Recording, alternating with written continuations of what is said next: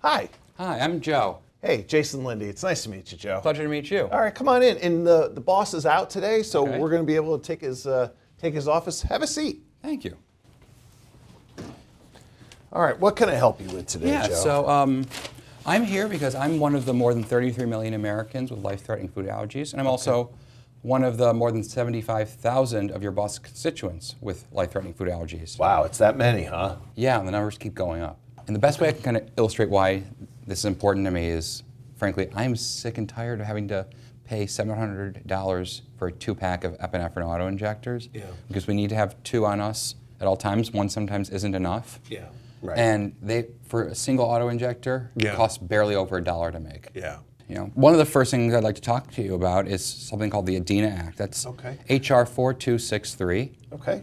It is a bipartisan bill that would basically state that for prescription and over-the-counter drugs, if they contain one of the top 9 food allergens or gluten, or which ones are included, somewhere on the packaging. Just like a contained statement like you see with food. So I guess I'm sort of surprised. I would have thought medicine would have already had You would think so, but you know, the bill's namesake almost died when she was at summer camp because she took amoxicillin for strep throat. And the most tragic example, an 11-year-old girl given prescription toothpaste by her dentist. Turns out it had dairy in it, and she had a dairy allergy. She used it and passed away, unfortunately. Oh, boy, that's horrendous. So Joe, this just strikes me as common sense legislation that should be passed. Well, thankfully, actually, I want to tell you, your boss is actually the Republican co-lead on the bill, so we really want to thank him for his support. Yeah, no, we're happy to support it, and I'm glad we're on it because I was about ready to tell the boss, like, we should be on this.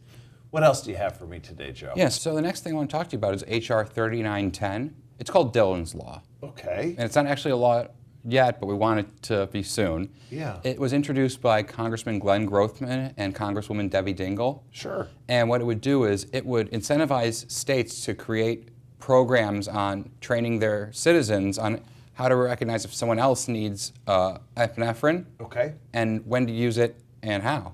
And it would basically provide preference to states that have those programs with certain grant funding. Thankfully, New York actually already has a program in place, so this bill actually really does benefit your boss's district in the state of New York. Yeah, I mean, there's not a cost associated with Dillon's Law, is there? I mean, no cost in the bill at all. How many co-sponsors on this one, just roughly? Is it like 15, I'd say. Okay, about 15. All right, yeah, and so I'd also like to talk to you about the EpiPen Act. Okay. That's HR 6965. All right, EpiPen Act. Yeah, so this bill was introduced by Congressman Maxwell Frost, and what it would do is it would provide a cap on a 2-pack of epinephrine auto-injectors, because they're always sold in a 2-pack.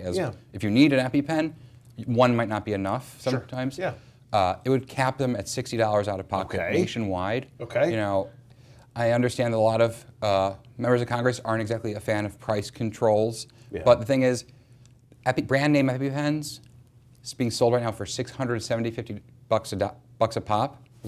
Generic is around $300 for a 2-pack, and it only, to make one individual epinephrine auto-injector, it costs barely over $1. Yeah.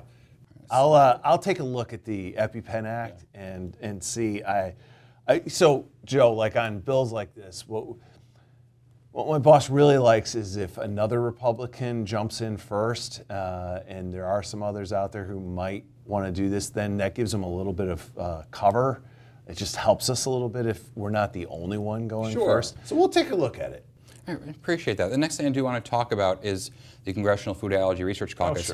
Your boss is a member, so we really want to thank you and your office for joining such an important caucus to the food allergy community. And you guys, look, I know you all did that briefing back in December. We had a staffer down there. They came back with a lot of great information.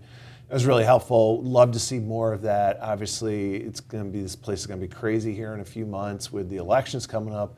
But we're proud to be a member of the caucus and want to come back and, you know. I hope they do as well. So I only have 2 more things to talk to you about. Oh, wow. The first is government funding. Oh, okay, sure. We're submitting 2 requests to your office for fiscal year 2025. Sure. We would love it if your boss could support those. The first one deals with the Consortium of Food Allergy Research, or COFAR. Okay. It's part of NIAID. Out of all the chronic diseases, food allergy is actually the most underfunded. Wow. Had no idea. And FAIR is requesting, we hope you support that request. They're asking for a $6.1 million increase for COFAR Okay. from FY 2024 enacted levels. Okay. When those do actually Yeah. get enacted. Yeah, got it. Well, we definitely support NIH and its programs, and I didn't realize where food allergies were on the list. Obviously, last.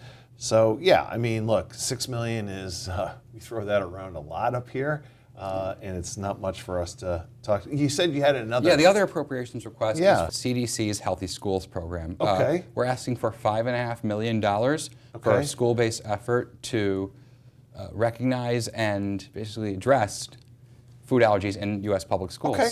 And why is this needed, Joe? I mean, in your own words. Right now, about 2 kids in each classroom in this country have food allergies. Wow. And, you know, a massive plurality Yeah. of children's anaphylactic attacks are in school. Wow. I never knew that. Joe, do you have anything else for me? I mean, this is a lot to ask, and I look forward to going through the folder. The last thing I want to mention is HR 7373, Oh, the like- Recognize AGS Act. Okay, what's AGS? So AGS is alpha-gal syndrome. It's Okay. a relatively new disease that spread through tick bites, mainly Okay. the Lone Star tick. Yeah.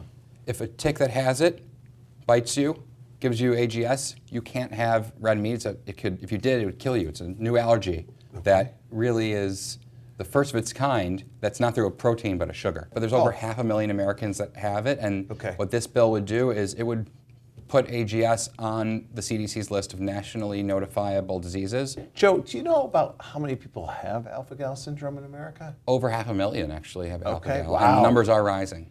Is there a contact person at Yeah. FAIR? So aside from information on everything I've mentioned, Yeah. there's also the email address and name of FAIR's Senior Director of Government Affairs, Okay. Joe Kalman. It's in there. You can reach out Okay. to him with any questions. Okay, fantastic. And if you don't have any other questions from me, would it be all right if we got a picture together? Yeah, I'd love that very much. I always love getting photos with our constituents who make the trip down from New York. Thanks so much. Okay, great. Thank you for coming in today. Thank you.